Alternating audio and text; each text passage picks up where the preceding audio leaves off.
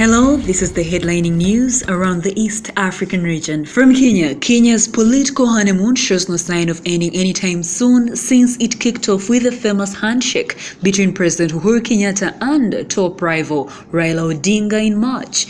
They have closed off May with countless hugs during Thursday's national prayer breakfast that roped in their deputies, William Ruto and Kalonzo Musyoka respectively, who also hugged and shook hands repeatedly.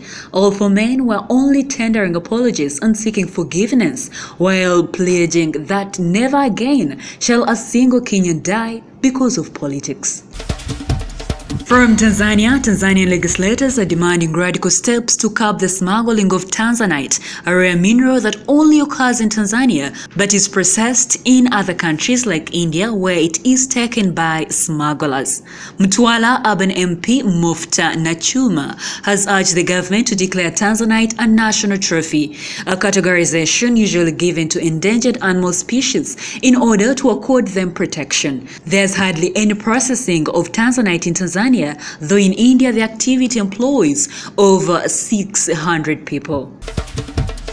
News from South Sudan, when 18th century writer Jonathan Swift cynically proposed that poor people's children be grilled and turned into bacon. He never expected that some people would take his suggestion literally 200 years later. Now the traditional security arrangements monitoring mechanism has reported that both the government army and the rebels in South Sudan have been burning children alive and raping their mothers.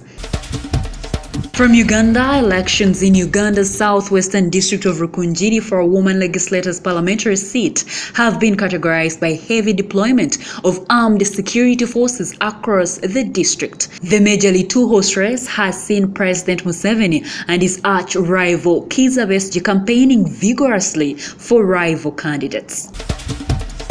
From Rwanda will soon provide free self-testing HIV kits available in the country. The kits, which were launched last year, cost 10,000 Rwanda francs each. However, since nearly a quarter of 12 million people do not know their serious status, mostly out of fear of testing in public facilities, 100,000 free self-testing kits are being made available very soon. Finally, from Burundi. Burundi's constitutional court has upheld the vote of the May 17th referendum, which lengthens President Pierre Nkurunziza's term. The president's term is now extended from 5 to 7 years, and Nkurunziza could rule until 2030. That was the headlining news around the East African region.